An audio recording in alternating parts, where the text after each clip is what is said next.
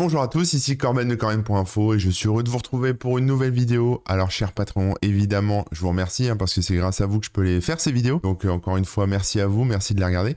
Et aujourd'hui, on va aborder un sujet que je trouve intéressant parce que vous n'êtes pas sans savoir que depuis que Elon Musk a racheté Twitter, c'est un peu le bordel, le mec fait un peu n'importe quoi et il a notamment changé toute la facturation de ses API Twitter, etc. Donc c'est plus du tout le même esprit que ce qu'il y avait avant. Et ça a des conséquences dans ma vie de tous les jours parce que vous me connaissez, j'aime bien automatiser les choses et j'ai un petit process, j'avais depuis depuis le début de l'année, j'avais un petit process assez cool où en fait j'utilisais Zapier. Zapier, c'est une plateforme comme IFTTT qui permet de connecter des services entre eux, de faire des choses, etc. Et Zapier a la bonne idée d'intégrer OpenAI, donc c'est-à-dire l'intelligence artificielle ChatGPT dans ses services. Donc on pouvait par exemple, moi ce que je faisais, c'est que je récupérais le flux RSS de mon site dans Zapier, je disais à Zapier appelle ChatGPT et puis écrit un tweet à partir du contenu de mon article et lui me faisait un petit tweet sympa avec des petits smileys, avec des hashtags et tout ce qu'il fallait bien. J'avais fait le prompt pour et ensuite je lui disais poste-le sur Twitter, poste-le sur LinkedIn, poste-le sur Facebook. Voilà, c'était tout automatique comme ça.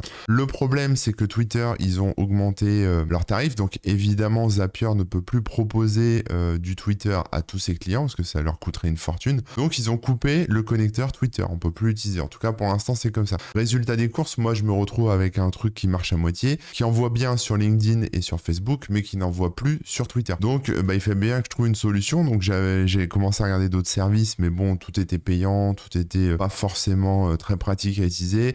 IFTTT ça marche très bien, mais ça n'intègre pas ChatGPT, donc ça permettait que d'avoir le titre de l'article et le lien et c'est tout. Donc c'était pas très fun. Donc je me suis dit que j'allais le faire moi-même en fait. Et l'objet de cette vidéo, ça va être de vous montrer comment j'ai fait et ce qu'il y a dans mon script. Alors le principe est simple, c'est juste un petit code en Python, c'est pas très long, qui va d'abord aller analyser mon flux RSS, donc voir s'il y a une nouvelle news qui est sortie. Ensuite, s'il y a quelque chose de nouveau, effectivement, je vais le prendre, je vais le donner à manger à ChatGPT qui va me produire un tweet à partir de ça. Et ensuite, ce tweet, je vais l'envoyer au travers des API Twitter parce que nous, en tant que particulier, en tout cas, petit compte, on peut quand même utiliser l'API. Alors je vais vous montrer, on va aller sur le site de Twitter. Donc ça se passe sur développeur avec un seul L et un seul P, évidemment, .twitter.com. Et donc là, voilà, on a la page de la partie, on va dire, la section dev de Twitter.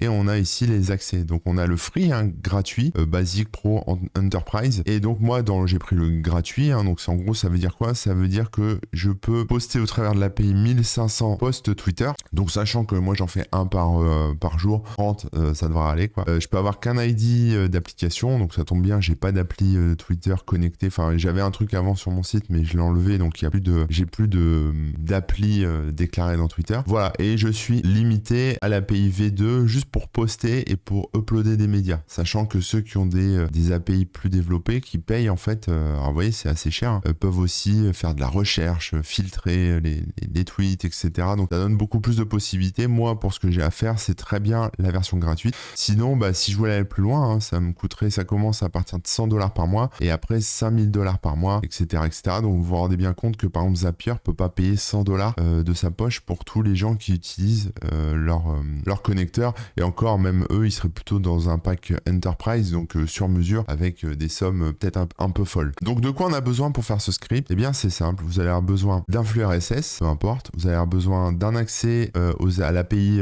ChatGPT, donc il vous faut une clé OpenAI. Donc ça c'est pas compliqué, je vous montre où on la récupère. Vous allez sur le site platform.openai.com, vous loguez. Alors faut savoir que les clés OpenAI, c'est vous payez ce que vous consommez. Donc vous pouvez avoir une clé, ça vous coûtera rien et puis quand vous ferez votre tweet, vous allez payer quelques microcentimes, microcents du tweet en question. Donc voilà, ça dépend de combien quelle quantité de tokens vous allez consommer. Donc voilà, mais c'est pas quelque chose non plus d'hyper cher, quoi. Sauf si évidemment vous bombardez. Et ensuite on peut utiliser soit GPT-4, soit GPT 3.5 et en fonction de ça, vous payez plus ou moins cher. C'est-à-dire GPT-4 est plus cher que GPT 3.5. Donc pour avoir la clé API, c'est ici sur OpenAI, platform.openai.com et vous allez ici en haut à droite dans Personal et là vous avez View API Keys. Ici vous avez toutes vos clés API que vous auriez éventuellement créées. Voilà, et si vous voulez en faire une nouvelle, vous faites create new secret key et il va vous générer une nouvelle clé, etc. Et donc vous lui donnez un nom et vous récupérez cette clé et vous la mettez de côté parce qu'on va s'en servir. Côté Twitter, même principe, hein, vous cliquez ici sur Get Started ou sur votre compte là-haut en haut à droite. Donc si je vais sur Get Started, je tombe ici sur l'API V2 en gratuit, un free, avec, voilà, j'ai un environnement, je peux poster 1500 tweets par mois et ça me coûte rien du tout. Donc ça, c'est plutôt cool. Quand on clique ici, on a les détails de ce qu'on peut faire. Donc on peut rechercher récupérer des utilisateurs, voilà, récupérer des informations sur des users Twitter. Donc ça, c'est possible avec cette version gratuite, jusqu'à 25 requêtes par tranche de 24 heures. Et ensuite, on a un manage tweet qui permet de poster des tweets ou de supprimer des tweets. Voilà, quand on dit poster des tweets, ça peut être poster un tweet textuel ou poster un tweet texte avec une image, enfin avec un média intégré. Voilà, et là, on peut en poster jusqu'à 50 par tranche de 24 heures et il n'y a pas de limite par mois, hormis les 1500 tweets par mois ici, mais il n'y a pas, voilà, il n'y a pas de tweet cap. Ensuite, ce qu'on va devoir faire, en fait, c'est se créer une application. Donc, quand on va ici dans Project and Apps, on a Overview. Et dans Overview, on a ici les applications. Alors moi, ça, c'est des vieux trucs, des vieux tests, des machins que je n'utilise plus. Donc, voilà, ça reste, ça, c'est limité, Access Only 1.1, donc c'est la vieille API. Je sais même pas si ça fonctionne encore, mais bon, voilà, ça, c'est des vieux machins. Et ici, en fait, je me suis créé une application. Donc, moi, elle est créée, donc il devrait y avoir normalement un petit bouton, un petit truc ici. Donc, je l'ai appelé blog. Et quand je vais dans le détail, je vois que voilà, elle est déclarée ici. Donc, ça, c'est mon projet blog, entre guillemets. Donc, dans mon projet blog, j'ai déclaré une application qui s'appelle Corben. Et donc, quand je clique sur les détails, j'ai la petite icône si j'ai envie. Je mets un nom, j'ai un ID. Et j'ai ici des paramètres d'authentification. Donc, si on va voir un peu ce qui a été déclaré à la création, bon, je donne des permissions, en fait, sur mon appli. Donc, permission en lecture parce que c'est avec mon compte, un Twitter. Donc, évidemment, est-ce qu'il peut juste lire les tweets et les informations de profil ou est-ce qu'il peut écrire aussi sur mon compte Twitter? Donc, moi, je veux que ça écrive. Est-ce que je veux qu'il puisse aussi envoyer des messages privés? Alors, moi, j'ai pas besoin de ça, donc j'ai pas coché ça. On a des histoires de requêtes, etc. pour demander aux gens leur accord avant d'utiliser le compte, etc. Et puis ensuite, type d'application. Moi, j'ai une web app. Donc, voilà, j'ai laissé ça. Ici, ça, bon, j'ai mis un truc, mais c'est pas forcément quelque chose de très parlant puisque je fais pas de callback. Hein. Le callback, c'est par exemple si quelqu'un veut se connecter sur mon site en passant par, en tout cas, si je veux mettre un connecteur ou un service sur mon site qui intègre Twitter, une fois que le login a été effectué, je dois pouvoir renvoyer les informations de Twitter à mon site. Et donc pour ça, j'utilise une adresse de callback qui est ici. Mais bon, ça, j'en ai pas besoin, mais j'ai quand même mis un truc parce que c'est required. Donc voilà. Bref, donc j'ai mis un petit peu les petites infos sur mon site. Rien de foufou, hein, honnêtement. Donc ça, vous pouvez le faire aussi de votre côté. Et une fois que vous avez créé tout ça, on a ici Keys and Tokens. Et c'est là où ça devient intéressant. C'est que là, on a toutes les clés et les tokens, etc. Et nous, on va avoir besoin de quoi? On va avoir besoin de ça. Les clés consumer. Donc vous pouvez cliquer sur Regenerate ou les créer si vous les avez pas encore. Et on va avoir besoin ici de ça là, les Access Token and Secret. Pareil, vous les générez et voilà. Comme ça, en fait, on a besoin de ça. C'est-à-dire consumer, il y a deux choses au niveau du consumer. Donc c'est ici, c'est-à-dire on a la clé et le secret. Et on a besoin ici du token d'accès et de son secret. Voilà. C'est 4 trucs en fait qu'on doit récupérer de côté Twitter.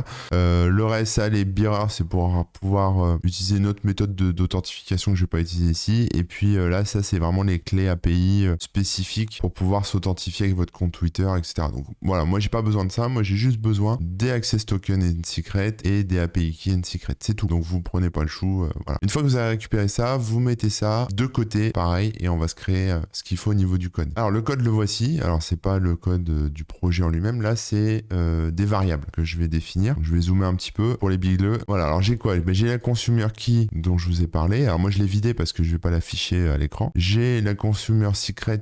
Vous le mettez là entre guillemets. L'access token, pareil, vous le mettez là entre guillemets. Et access token secret, pareil, ici entre guillemets. Donc moi, je les ai nommés comme ça. Vous pouvez les nommer comme vous voulez, mais si vous changez le nom, il faudra le changer dans le code source d'origine. La clé OpenAI, pareil, je l'ai mise là-dedans. Donc voilà, on a besoin de ça pour appeler ChatGPT.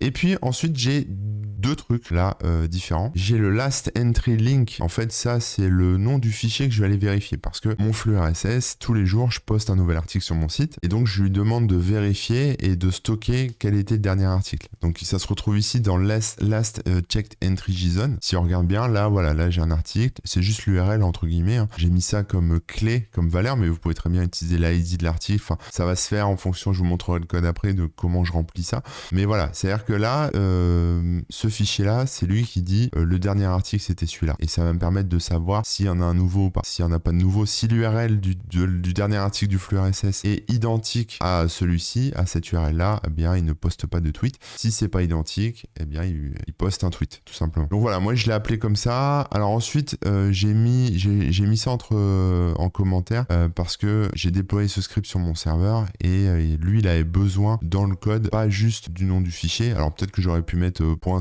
un truc comme ça. Peut-être que ça serait passé. J'ai pas testé. Moi, j'ai mis le chemin complet. Donc voilà, je l'ai. En gros, ça c'est la version de test et ça c'est la version de prod. Voilà, c'est juste le chemin d'accès au fichier JSON, rien de spécial. Et après, j'ai should tweet. C'est une variable que j'ai intégrée à la fin. C'est juste pour dire est-ce que tu balances le tweet ou pas. Parce que là, dans mes essais, je veux pas le balancer. Enfin, je vais le faire une fois pour vous montrer et après, j'irai le supprimer. Mais je vais pas balancer le tweet comme ça. Donc j'ai mis false pour dire on va pas tweeter. Voilà, donc ça c'est un peu c'est la définition de mon fichier de var.py. Et puis ensuite, je vous propose qu'on explore le script Python qui s'appelle watchfeed.py. Voilà, donc je l'ai appelé comme ça. J'aurais pu l'appeler autrement, c'est pas très grave. Alors de quoi j'ai besoin dans ce truc? Alors je vais réduire un peu les fonctions comme ça, je vais pas vous spoiler et on va pouvoir étudier ça tous ensemble. Alors on a ici les imports. Alors je vais avoir besoin de feed parser pour aller voir mon flux RSS. J'ai besoin de ces modules, hein, OS, JSON évidemment puisque j'ai celui-ci là. OS ça doit être pour choper, je sais plus pourquoi j'utilise mais bon voilà je l'utilise. Tweepy c'est la lib pour Twitter, donc c'est une lib vous installez avec pip install Tweepy. De toute façon il va vous le demander, hein. Il y a pip install feed parser. Donc voilà vous pouvez vous faire une install comme ça des modules manquants et ensuite j'ai request parce qu'on va faire une requête HTTP à l'API de Twitter pour pouvoir poster notre tweet. Donc on a besoin aussi de request. Je fais ensuite un from request.host import HTTP basic host, c'est pour l'authentification avec la requête. Évidemment, j'importe OpenAI puisque je vais utiliser ChatGPT. Dans OpenAI, comme je fais une petite gestion des erreurs, j'importe aussi from OpenAI.error. J'importe ces choses-là. Alors évidemment, je vous mettrai pour les Patreons, je vous mettrai le code source avec le post sur patreon.com/corben. Vous aurez tout ce qu'il faut.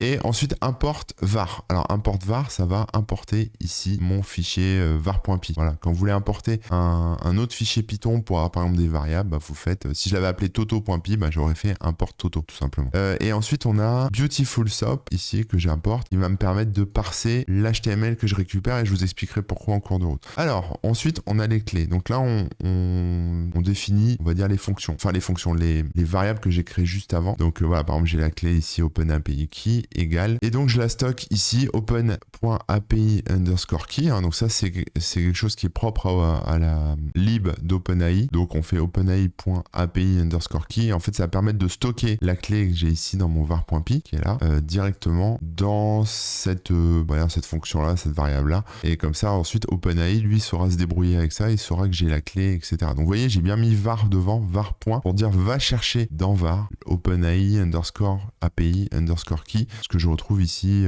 voilà. Donc ça c'est juste au départ. Ensuite la fonction principale de mon programme c'est celle-ci. Je vais d'abord établir un client qui va se permettre de se connecter à Twitter. Avant toute chose, c'est juste pour que ça soit ok. J'aurais pu faire après, mais disons que si la connexion à Twitter crash, ça évite de passer dans tous les process de récupération, de flux, etc. Ça évite de charger le serveur avec des requêtes inutiles, quoi. On gère déjà Twitter. S'il arrive à se connecter, c'est bon, on peut y aller, quoi. Donc on va regarder ça pour la connexion à Twitter avec l'API Twitter. Et ensuite, ça c'est, on va dire, le lancement principal du programme. Donc create Tweepy client ici, c'est ma première fonction. Alors elle est très très simple, hein. C'est juste on renvoie un objet qui va on va dire contenir l'accès, l'autorisation. Donc vous voyez après ça va s'appeler client, mais en gros dans le client il y a mon autorisation à Twitter. Et donc comment ça se passe ensuite pour faire ça? Avec Tweepy c'est très simple en fait. On fait tweepy.client et dedans on indique tout ce dont on a besoin. Donc on a la consumer key ici qu'on met et donc on appelle ma variable de consumer key que j'ai mis dans mon fichier var.py. Vous voyez elle est là, voilà. Donc je fais var.consumerKey. Ensuite on a le secret, var.consumerSecret. On n'oublie pas les virgules à la fin parce que tout tient sur une ligne, hein. Donc c'est virgule, virgule, virgule. L'access token ici pareil et l'access token secret pareil. Voilà. Donc c'est juste ça en fait, hein. Et une fois qu'on a ça, on a un objet qui peut se connecter à Twitter, qui autorise la connexion à Twitter. Donc ça une fois que c'est fait, je vais lancer le checkfeed. Alors moi je l'ai appelé comme ça, j'ai appelé ça checkfeed. Et checkfeed il est là. Alors je vais réduire ma fonction, il est là checkfeed. Et dans checkfeed je passe l'objet client, donc qui contient l'autorisation de se connecter. Je crée un nouveau feed, ok très bien, et dedans je vais lui dire de parser avec l'objet, avec le module, la lib, pardon, feed parser, je lui dis d'aller récupérer mon flux RSS. Donc moi mon flux RSS c'est https://corben.info/feed. Techniquement ça j'aurais peut-être dû le mettre dans var.py pour que ça soit soit plus propre. Voilà, mais bon, je l'ai mis direct dans le code, c'est pas grave. Voilà, j'ai récupéré donc un objet newsfeed qui va contenir mon flux RSS. Je vais ensuite créer une nouvelle variable, last entry, pour dire récupère-moi le dernier enregistrement de mon flux RSS. Donc le dernier article en fait qui est contenu dans le feed. Donc on a les entries ici, newsfeed, donc c'est mon objet ici juste au-dessus. Point entries, c'est les entrées de mon flux RSS, parce que dans mon flux RSS il y a je sais plus combien, 10, 20 ou 30 ou 50 articles référencés. Et moi je veux le premier, le dernier, enfin celui qui est en tête de liste, le dernier qui est paru sur mon site. Donc comme c'est dans un tableau, sa position c'est 0. Parce que vous savez, en dev, les tableaux ça commence par 0. Si je voulais l'avant-dernier, j'aurais mis 1. Si je voulais l'avant-avant-dernier, j'aurais mis 2, etc. Bon voilà, c'est ça la position dans mon flux. Donc moi je veux le dernier. Je veux celui qui est en position 0, c'est-à-dire tout en haut. Une fois que j'ai récupéré ça, je vais charger le lien de la dernière version. Donc là j'appelle une autre fonction qui s'appelle load last checked entry. Je mets ça dans last check entry. Alors on va voir lost last check entry, pardon, c'est juste au-dessus. Pas très compliqué non plus. C'est pour ça que j'utilisais OS, parce que je récupérais le chemin d'accès. Alors en fait ça c'est juste pour aller chercher dans mon JSON l'URL du dernier article et ensuite pouvoir faire une comparaison. Donc ce que je fais ici, c'est que je vérifie que mon fichier JSON existe bien. Alors vous vous souvenez, mon fichier JSON à cet endroit-là, j'ai stocké son emplacement, donc il est là. J'ai stocké ça dans une variable qui s'appelle last check entry file. Donc ça c'est le fichier de la dernière entrée vérifiée, quoi. Et donc ce truc-là, je vérifie d'abord si ça existe. Donc si mon fichier qui est ici, last check entry JSON existe bien, donc pour ça j'utilise os.pass.exist. Si ça existe bien, alors on va l'ouvrir. Donc on l'ouvre with open, on l'ouvre en lecture, read uniquement lecture, et on ouvre ça dans un objet file. Voilà, on va l'appeler file. Et ensuite on fait un essai, on fait un try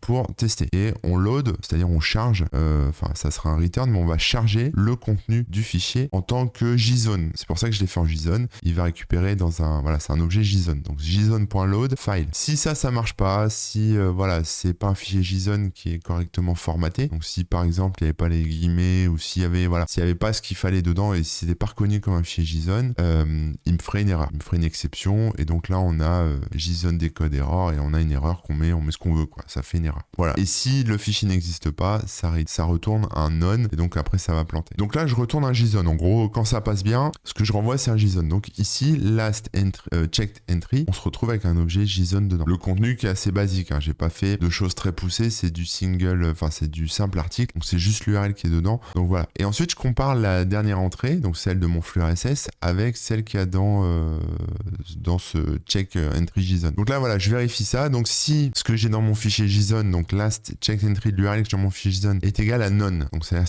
s'il y a rien, ou si elle est différente, donc last check entry est différent, vous voyez c'est le point d'exclamation égal, c'est différent du lien de mon article qui est dans le flux RSS. Alors ça je vais essayer d'expliquer un peu mieux. En gros mon flux RSS, vous voyez, j'ai mon dernier article, donc là c'est O'Clock, c'est un article qui parle d'un jeu qui s'appelle O'Clock.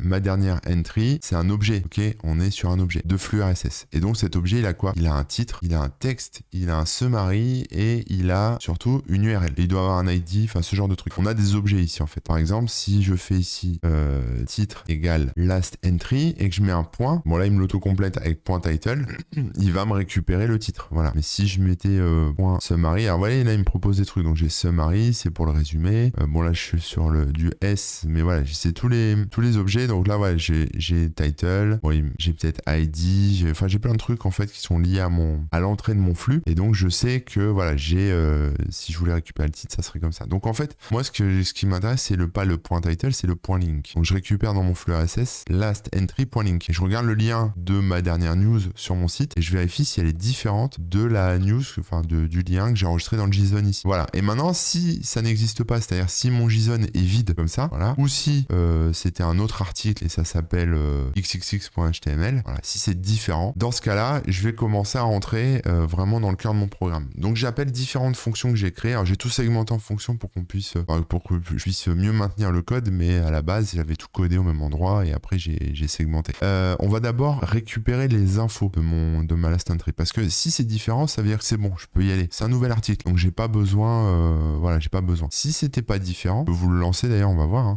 Si je remettais ici tac, je remets ça, c'est pas différent. Quoi qu'on a passé 9 heures, donc ça va être différent. Donc aller chercher mon dernier article sur mon site. Donc le dernier article sur mon site, ça parle de Wingman, d'accord? Donc, et celui d'avant, c'était l'heure du crime, donc c'était bien l'URL qu'on a vu juste avant. Sauf que là, voilà, on vient de passer 9 heures, donc j'ai un nouvel article qui vient d'être publié. Donc moi, si je veux pas que ça fonctionne, je vais récupérer cette URL, je la mets ici, donc ça, vous n'aurez pas à le faire, hein, ça se met automatiquement. Voilà, mais c'est juste pour la démo. Et là, par exemple, si je lance mon code ici, tac, je démarre avec la petite flèche là-haut. Ah, il me fait une erreur parce que j'ai pas importé les modules, donc ça c'est bien parce que vous aurez peut-être les mêmes choses. Vous faites pip install feed parser. Je l'ai dev sur mon portable et là je suis sur mon ordi de bureau, donc je l'ai pas testé encore sur mon ordi de bureau. Donc on va le débugger ensemble. Voilà, alors feed parser évidemment, c'est pas installé, donc on va essayer avec pip 3 déjà installé. Donc là, en fait, si vous avez en fait une lib qui est, par exemple, si vous lancez ça et qu'il veut vraiment pas se lancer, c'est parce qu'en fait la version de Python que j'ai dans mon environnement est pas la même que celle qui est associée à pip. Donc en gros, vous récupérez juste Python ici, voilà,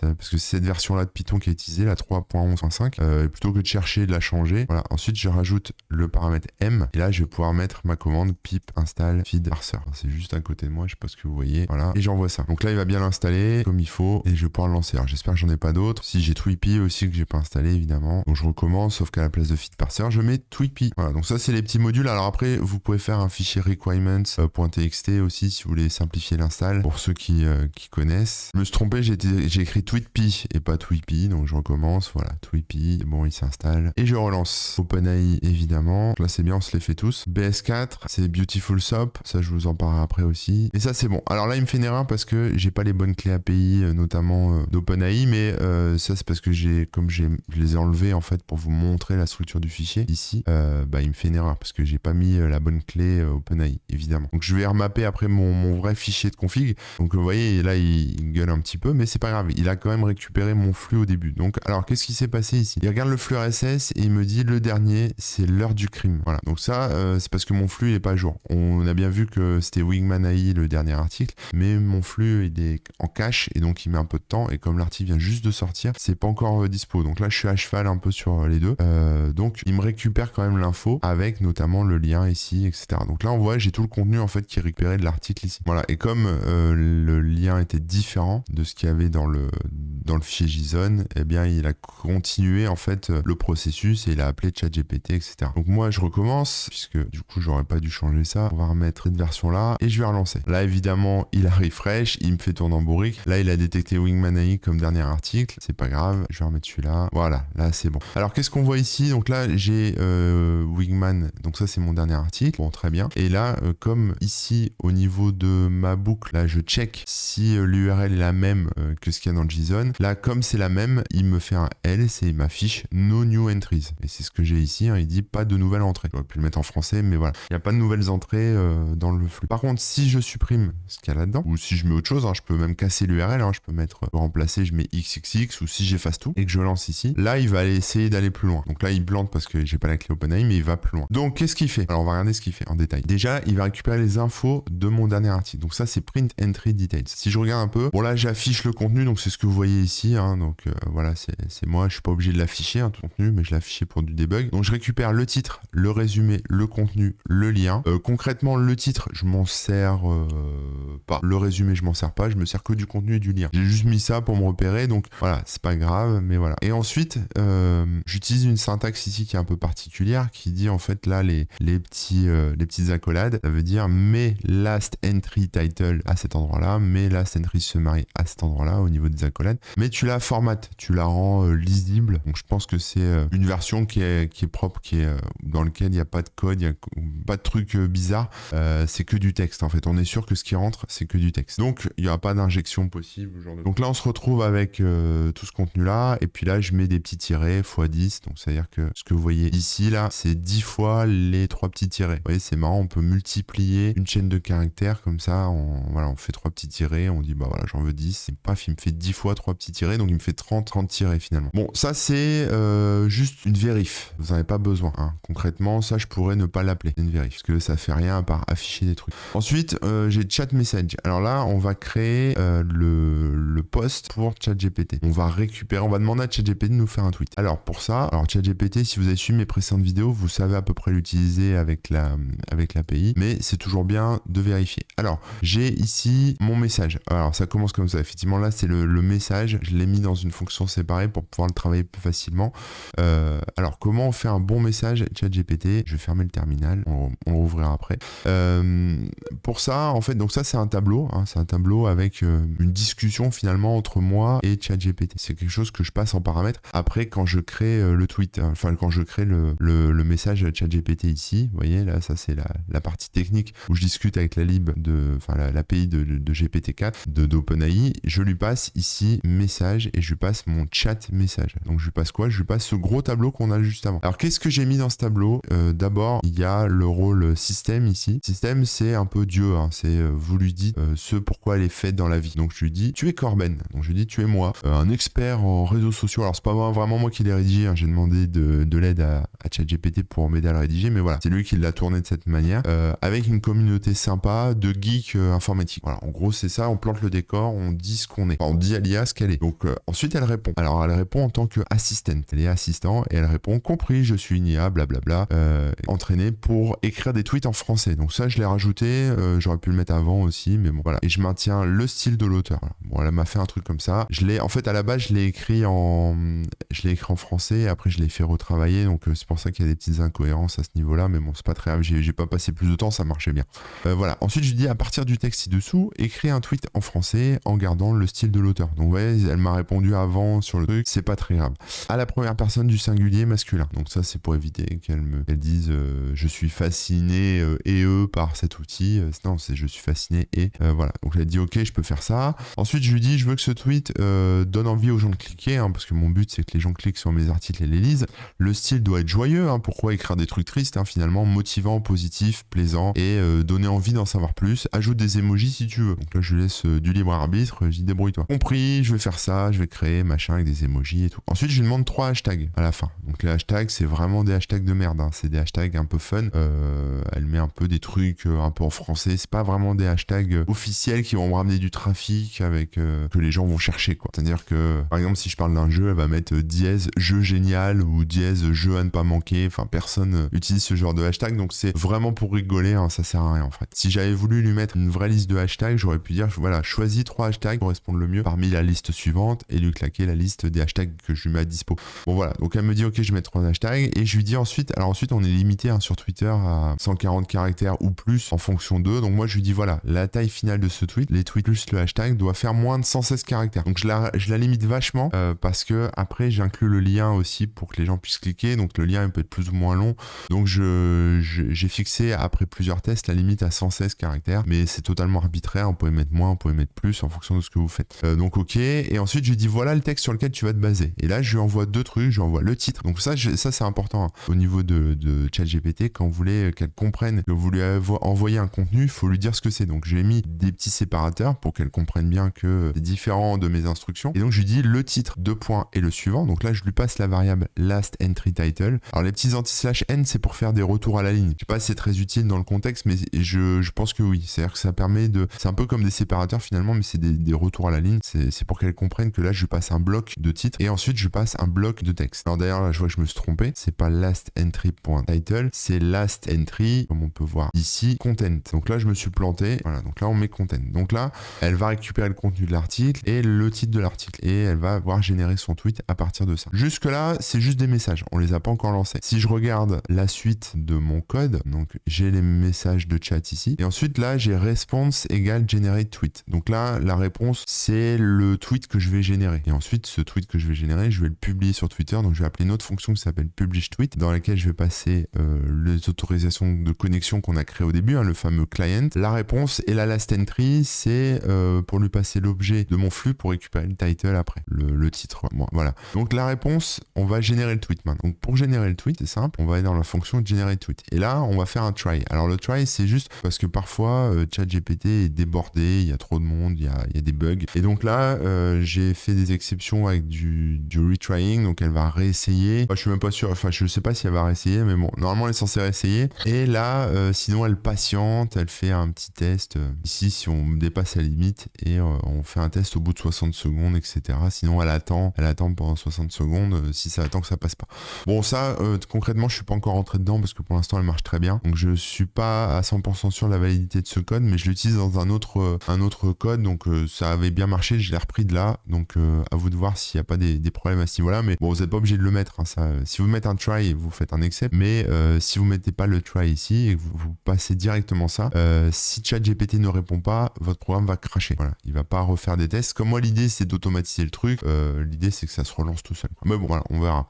Et ensuite, on appelle l'API de ChatGPT. Donc, comme d'habitude, hein, c'est return. Donc ça, c'est pour retourner la réponse qu'elle va me donner, qui sera stockée, je le rappelle, ici dans réponse, et on l'utilisera après. Et là, je lui dis voilà, je veux créer un nouveau message d'AI, etc. Donc, j'utilise le modèle GPT-4. Si vous l'avez pas, vous pouvez mettre GPT-3.5.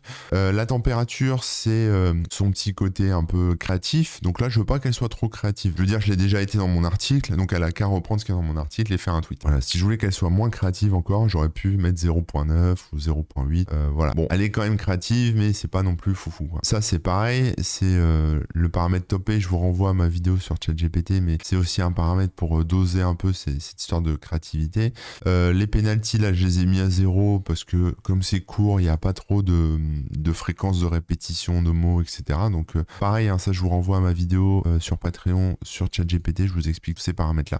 Et je lui passe le message, voilà, chat message, je lui passe tout ce que j'ai envoyé là-haut. Et donc à partir de ça, elle va me faire une réponse et elle va me créer le tweet. Voilà. Une fois que j'ai le tweet qui est créé, ici dans response, il est stocké en response, je vais le publier. Donc je lance la fonction publish tweet, on va aller la voir tout de suite. Donc publish tweet, je passe l'objet client, ici, qui est la connexion, la réponse de ChatGPT et l'objet, l'article de blog que j'ai récupéré de mon flux RSS qui est dans Last Entry. Je crée un contenu. Alors le contenu, voilà, c'est pour extraire le contenu de la réponse de ChatGPT parce que ChatGPT va répondre un objet un peu JSON. Je crois que oui, c'est du JSON, ça répond à un objet JSON. Donc moi en fait, je vais naviguer en cet objet JSON jusqu'à atteindre le nœud content pour extraire vraiment le texte en fait, hein, donc le tweet. Souvent, ce que fait ChatGPT, c'est qu'il met le tweet entre guillemets. Le tweet entre guillemets, moi les guillemets ça m'intéresse pas, j'ai pas envie que ça fasse des tweets avec des quotes au début à la fin. Donc je vais les enlever aussi. Donc là je récupère le contenu et je fais contenu, content égale content.strip. Strip ça permet d'enlever ces guillemets ici, au début à la fin. Voilà. Ensuite je vérifie, alors ça c'est un truc un peu spécifique pour moi, mais dans certains de mes articles, vous le savez, je vis grâce à des sponsors, des gens qui me payent pour écrire certains articles sponsorisés, et ces articles sont marqués comme tels, articles en partenariat avec telle société ou telle société. Donc en fait je suis obligé de parser le contenu de mon article pour vérifier si c'est un article sponsor ou pas. Si c'est un article sponsor, je vais rajouter le hashtag sponsor. Si c'est pas un article sponsor, je vais pas rajouter le hashtag sponsor. Alors après ça peut être intéressant pour vous si par exemple vous avez des catégories d'articles ou s'il y a des choses spécifiques dans l'article qui vont dans lesquelles vous allez pouvoir faire des spécificités au niveau de vos tweets. Donc moi la spécificité c'est la suivante. Je parse avec Beautiful Sap qui est en fait pour parser du HTML parce que je rappelle mon article il est dans le flux RSS, il est en HTML. Je récupère la valeur du contenu de l'article. Donc en gros je lui dis voilà, t'as le contenu de l'article ici et tu vas parser le HTML. Voilà. Ensuite je récupère le texte de mon article et je regarde si dedans il y a la mention article en partenariat. Donc c'est sûr que si demain je fais un article sponsor et j'écris article en collaboration avec ou alors article sponsorisé par, il va pas me le détecter. Mais comme j'écris tout le temps article en partenariat avec, bon c'est une phrase voilà, ça reste, c'est ma petite tambouille interne quoi. Donc si il détecte ça dans le contenu de l'article, alors je vais rajouter à mon tweet le contenu du tweet qui a été écrit par ChatGPT et je vais lui rajouter sponsor, dièse sponsor. Voilà. Donc là, je forge le truc. Si par contre, il n'y a pas article en partenariat dedans, j'ai le contenu du tweet, c'est par ChatGPT, plus un petit espace, plus last entry link. Donc ça, je l'ai mis aussi au-dessus. Hein. Ça, c'est le lien en fait vers l'article. Mon tweet, il est structuré de telle façon. J'ai le contenu, j'ai le message du tweet qui est écrit par ChatGPT, un espace et le lien vers l'article. Et si éventuellement c'est un article sponsorisé, j'intercale entre le lien et le message le hashtag sponsor. Voilà, c'est tout. Et ensuite, je l'affiche. Donc là, je l'affiche dans ma console, c'est juste pour vérifier que c'est OK. Ensuite, j'ai fait une petite vérif parce que should tweet, c'est juste pour des histoires de debug. Hein, vous voyez, dans var ici, j'ai mis should tweet false. C'est-à-dire qu'en fait, il va pas poster le tweet. C'est juste, je vais le voir dans ma console pour du debug, mais il va pas vraiment l'envoyer sur Twitter. Si je passais ça dans mes variables à true, comme ça, là, il va le poster. Voilà, c'est juste ça. Pour l'instant, je le poste pas. On fera un essai après en live, mais pour l'instant, je le poste pas. OK. Et donc là, la réponse, donc si should tweet est à true, donc s'il est valide, là on va poster poster le tweet. Donc pour faire ça, on fait client.createTweet, hein, c'est quelque chose qui est intégré à Tweepy, la fonction createTweet, et là on va lui passer le texte de mon tweet. Donc texte égale tweet. Le tweet, c'est le contenu envoyé par ChatGPT, plus éventuellement 10 sponsors ou pas en fonction de si c'est un article sponsor ou pas, plus le dernier, le lien de mon article. Voilà. Donc je reviens ici, donc ça c'est, voilà, le tweet est posté, et ensuite il faut que je mette à jour mon fichier last check entry JSON ici, pour lui dire, voilà, faut que tu t'updates, parce que la prochaine fois que tu vas fonctionner, il faut pas que tu repostes le même article. Et donc tu vas te mettre à jour pour savoir quel est le dernier truc que tu as posté. C'est une espèce de mémoire en fait, si vous voulez, ce fichier JSON. Donc là j'ai une dernière fonction qui est appelée ici, qui s'appelle save last check entry, et cette dernière fonction elle est ici, et c'est juste j'ouvre le fichier et j'écrase tout ce qu'il y a dedans et je mets juste le lien voilà, au format JSON, donc c'est-à-dire entre guillemets dans mon fichier, et je sauvegarde. Enfin, voilà, c'est un accès en écriture, un W, là où tout à l'heure on avait un accès en lecture seul, un read, là je fais un W, j'écrase. Voilà, en gros on a terminé. Donc ça c'est pour le fonctionnement. Maintenant je vous propose qu'on le teste. Alors moi j'ai mes variables, mes vraies variables de Twitter, etc., elles sont dans varcopy.py. Donc je vais changer ça ici, et au lieu d'appeler var.py, je vais importer underscore varcopy et je vais le déclarer as var. Voilà, comme ça ça m'évite de changer tout ce qu'il y a en dessous. Voilà, je dis t'importes varcopy en tant que var, et comme ça je peux garder ici var, etc. Donc là normalement on est bon. Alors il va pas le poster sur Twitter du coup, puisque dans mon fichier var j'ai mis false, hein, toujours, mais on va voir ce qui va me sortir. Donc je vais lancer le code. Voilà, donc là il se lance, et puis on va regarder un peu ce que ça me crache. Donc bon, c'est un peu costaud à regarder, hein. Mais bon, on va s'y retrouver, c'est pas en couleur, mais voilà. Donc ça c'est le début, hein, c'est-à-dire je lance le code ici, voilà, ça c'est bon. Et donc là il me retourne mes infos. Donc il me dit le titre c'est Wingman AI, votre assistant de transcription en temps réel, machin truc. Le résumé, parce que mes articles il y a un petit résumé, donc ça j'en ai clairement pas besoin. Alors après, en fonction de ce que vous voulez faire, vous pouvez utiliser le résumé, le titre, le contenu, etc. Moi quand je génère mon tweet, j'aime bien qu'il ait tout le contenu à dispo, parce que ça lui permet de faire un tweet vraiment plus calé sur le contenu. Si dans le résumé vous dites tout, je vous conseille d'utiliser le summary dans votre message. Ici, au lieu de faire un last entry content, vous faites un last entry summary. Il va utiliser ça, il va utiliser que le résumé. Ça va permettre d'envoyer moins de texte à l'API ChatGPT, donc ça va vous consommer moins de tokens. Voilà, c'est un moyen de faire des économies de tokens. Bon, moi j'ai token illimité, donc je m'en fous pour l'instant. Voilà, j'optimise pas trop, mais je pense qu'à un moment je repasserai sur juste le summary, voire juste le titre, hein, puisque rien que dans le titre, on peut créer un tweet à partir juste du titre, hein, finalement. Si le titre est assez explicite, il n'y a pas de souci. Donc on a le post summary ici, avec le petit résumé de 3 lignes, voilà. Et puis ensuite, on a tout le contenu de l'article. Vous voyez, il est de type HTML, on a vraiment tout ce qu'il y a dans le flux RSS, avec même les images, hein, il y a tout ce qu'il y a dans le flux RSS ici. Donc là, c'est un petit peu long, et on a le lien à la fin qui va bien. Donc ça, ok, cool. Ensuite, tout ça, c'est parti à ChatGPT, et voici ce que m'a généré ChatGPT. On a la réponse. Donc, il m'a fait un tweet qui est là, découvrez Wingman AI, avec un petit emoji, comme je l'ai demandé, votre assistant de transcription en temps réel basé sur ChatGPT. Très bien. Pour en savoir plus, paf. Donc là, il y a la petite notion de donne envie de cliquer. Il me rajoute les petits hashtags qui vont bien. Donc ça, c'est des hashtags qu'il invente, hein, clairement. Donc transcription, bon, je suis pas sûr que ça soit très cherché. ChatGPT, ça c'est cherché, pourquoi pas, c'est cool. Wingman AI, très bien, c'est le nom du logiciel, il me le met. Et après, il a pas mis sponsor ici parce que c'était pas un article dans lequel il y avait indiqué en partenariat avec. Et il me met le lien vers l'article. Voilà. Donc là, mon tweet est prêt. Et puis, si je veux le poster sur Twitter, ce qu'on va faire d'ailleurs, on va aller sur ma page Twitter. Donc ça, c'est le tweet qu'il a fait tout à l'heure, c'est le vrai en fait. Donc, vous voyez, c'est pas le même message, hein, parce qu'à chaque fois que l'intelligence artificielle est appelée, elle fait un truc un peu différent. Elle a mis les hashtags, mais de manière différente, etc. Donc si je le forçais maintenant, donc c'est-à-dire que comme là, il a déjà posté le truc, si je le relance, il va me refuser. Mais on va le modifier. Alors dans var.py, should tweet, je vais le passer à true. Donc, je vais dire maintenant, là, tu tweets vraiment. Là, on est en prod, tweet. Alors évidemment, dans mon var.copy, j'ai mis à true aussi. Voilà, should tweet true, très bien. Tu dois tweeter, ça c'est bon. Si je le relance tel quel, là, je vais essayer de faire un petit clear quand même qu'on y voit plus clair. Voilà, si je le relance tel quel, je vais pas lancer le bon fichier. Voilà, je vais lancer watch feed. Là, il me dit pas de nouvelles entrées parce qu'évidemment, il a comparé avec ce qu'il y avait dans le JSON. Il voit que j'ai déjà fait un tweet, enfin, que j'ai déjà traité Wingman AI. Donc voilà, donc moi je vais juste casser ça. Donc, par exemple, je vais tout effacer. Voilà, j'efface, je vide le fichier JSON et je relance. Il me refait la même chose. Il va analyser le code. Il appelle ChatGPT. Il va lui demander de faire un tweet. Donc voilà, il me génère le tweet. différemment, vous voyez, c'est pas les mêmes emojis, c'est les mêmes hashtags parce qu'il est pas très créatif une fois encore. Il m'a mis l'URL et voilà. Et il l'a posté. Alors ça écrit pas, je l'ai posté, mais moi quand je vais sur mon Twitter et que je refresh ma page, je vais avoir le deuxième du coup qui va apparaître avec les bons hashtags. Voilà. Donc là, ça c'est le premier qui s'est posté officiellement et ça c'est le nouveau, c'est celui qu'on vient de poster ensemble. Vous voyez, donc il me l'a remis avec toutes les infos, etc. comme je veux. Donc là je vais le supprimer, hein, ça évitera que ça fasse doublon. Mais voilà, là il l'a vraiment posté sur ma page Twitter, s'il l'a posté sur mon Twitter, comme je voulais, etc. Voilà, je pense qu'on a fait le tour. Alors c'était une explication vachement détaillée parce que le but encore pour moi, c'est pas que vous deveniez des professionnels du développement. Hein. Le but c'est que vous puissiez vous débrouiller.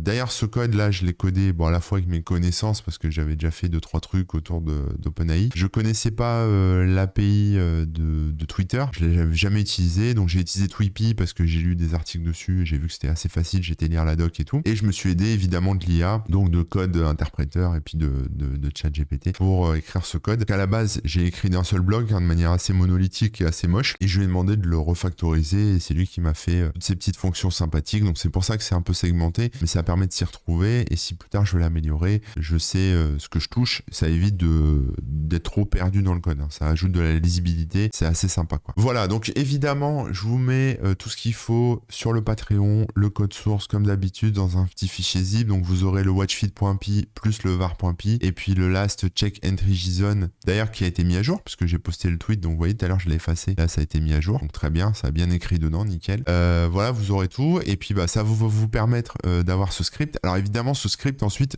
comment je le fais tourner, eh bien je l'ai mis sur un serveur et j'ai programmé un cron, hein, je l'ai planifié, alors ça peut tourner sur votre machine hein, avec un planificateur de tâches, etc. Vous vous débrouillez comme vous voulez, mais vous pouvez le lancer avec Python. Moi je lance tous les quarts d'heure, évidemment tous les quarts d'heure, donc ça veut dire quoi? Ça veut dire que si j'écris qu'un article par jour, tous les quarts d'heure il va taper sur mon flux RSS et il va dire il y a un nouveau, je quitte, il y a un nouveau, je quitte, un nouveau, je quitte. Mais si dans la journée il me prenait l'envie d'écrire un nouvel article, j'écris un nouvel article, donc il y en a un nouveau qui va arriver dans mon flux RSS et puis lui au bout d'un quart d'heure il va dire tiens je vais checker le flux RSS, ah il y a un nouvel article, là il fait le tweet. Donc je sais que entre le moment où je publie un article, moi on va dire le delta au niveau du cache, du flux RSS, etc. Mais voilà, entre le moment où j'écris un article et le moment où il y a un tweet qui est posté, il se passe environ un quart d'heure quoi. Il se passe minimum un quart d'heure. Après ça peut être un peu plus long en fonction du cache, etc. Mais bon peu importe, toutes les 15 minutes je fais comme ça. Après je pourrais le faire toutes les demi-heures si vous n'êtes pas trop pressé de voir vos news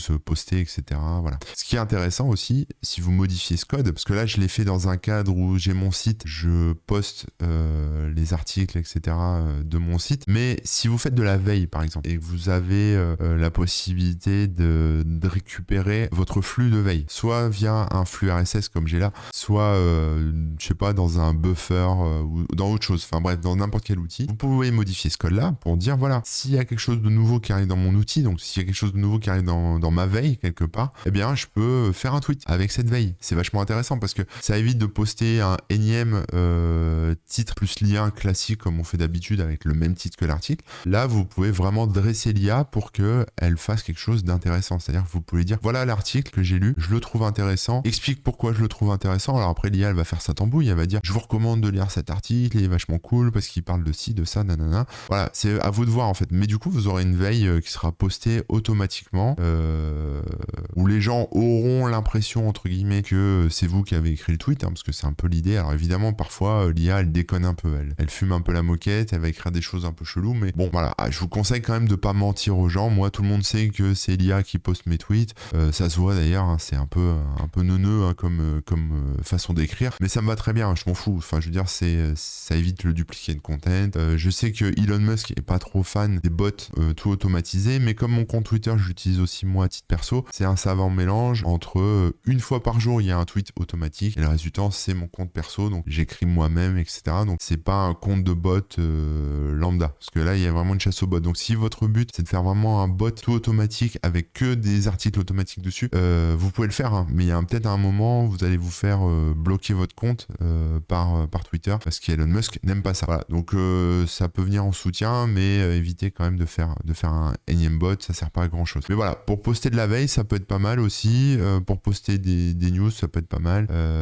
Voilà, après vous pouvez poster ce que vous voulez, hein. C'est pas forcément là je suis parti d'un flux RSS, mais ça peut être autre chose. Si vous faites je sais pas, vous avez YouTube, vous avez une page page YouTube, vous pouvez utiliser une API de YouTube, récupérer le dernier texte de votre vidéo et en faire un nouveau tweet et ce genre de choses, quoi. Voilà. Après, vous faites ce que vous voulez. Vous avez le code source, vous avez les compétences maintenant. Vous avez l'IA pour vous aider, donc amusez-vous, faites comme vous voulez, faites ce que vous voulez, et puis voilà. J'espère que ça vous aura été utile. Je sais que certains d'entre vous sont pas fans quand je parle de code parce que ça leur paraît compliqué. Une fois encore, pour moi, là, l'idée, c'est de vous montrer que justement, non, c'est pas compliqué, c'est accessible à tous. Évidemment, si vous n'avez pas le besoin de poster du flux RSS sur Twitter, vous n'avez pas besoin d'utiliser l'API de Twitter, c'est un peu inutile pour vous. Mais concrètement, voilà, on voit un peu différentes notions. Enfin, on a vu différentes notions, notamment l'appel automatisé à ChatGPT. Et ça, c'est intéressant, même si j'ai fait déjà beaucoup de vidéos là-dessus. Si vous n'êtes pas encore sur Patreon, je vous invite à vous abonner pour voir les précédentes vidéos. Mais voilà, j'ai fait pas mal de vidéos sur comment on utilise ChatGPT au travers de Python pour automatiser plein de trucs, quoi. C'est-à-dire que vous pouvez faire des choses intelligentes, entre guillemets, à partir d'une simple entrée. Vous pouvez automatiser tout un tas de trucs, hein. Ça peut être à partir d'un mail reçu, à partir d'un site, à partir de... Peu importe l'entrée de ce que vous avez, vous le faites traiter, qualifier par ChatGPT, et puis ensuite vous l'utilisez dans votre code, etc. Par exemple, pour les gens qui font de la domotique, ça peut être vachement pratique d'automatiser ça. Ça évite de faire des algos complexes. Voilà, on a des messages. Admettons, votre système domotique vous renvoie un message JSON avec un message dedans qui parfois, enfin qui est en anglais, hein, pas avec des vrais, des faux, etc. Mais vraiment un truc sans variable, juste un message, et vous voulez être capable de l'exploiter et d'en faire un mail derrière ou quelque chose comme ça, vous pouvez rendre tout ça plus intelligent, plus fluide avec ChatGPT plutôt que de faire des if partout. Vous le faites qualifier à ChatGPT et lui se débrouille, quoi. Donc voilà, c'est un peu le côté magique de l'IA, c'est que ça permet de qualifier des choses, de réécrire des choses, de retranscrire des choses, et surtout elle répond comme on veut. Là, je lui ai fait répondre un tweet, mais dans mes précédentes vidéos, vous avez pu voir, je lui ai fait répondre des formats structurés, hein, du JSON, voilà, des choses du XML, des trucs vraiment plus structurés. On peut même lui faire répondre du HTML, du Markdown, on peut lui faire répondre, je sais pas, du code en C, par exemple. Si vous voulez produire un code en C, c'est possible, et puis après, vous le compilez de manière automatisée dans un script. Voilà, donc on peut faire vraiment plein de choses, et mon but, une fois encore, c'était de vulgariser tout ça, et que vous puissiez vous approprier tous ces outils, parce qu'ils sont vraiment très cool. Voilà, sur ce, n'oubliez pas de me rejoindre sur Patreon, j'espère que ça vous aura plu. Abonnez-vous à YouTube aussi, hein, si c'est pas encore fait, c'est grâce à vous que je fais ces vidéos, donc encore merci, et puis je vous dis à très bientôt sur les réseaux, sur mon site corben.info, sur TikTok, vous cherchez Corben Info tout collé, sur Twitter évidemment Corben, et puis sur Twitch, hein, puisque je suis également en live sur Twitch lundi, mardi et le mercredi à partir de 14h. Voilà. Allez, je vous souhaite une bonne semaine, ciao.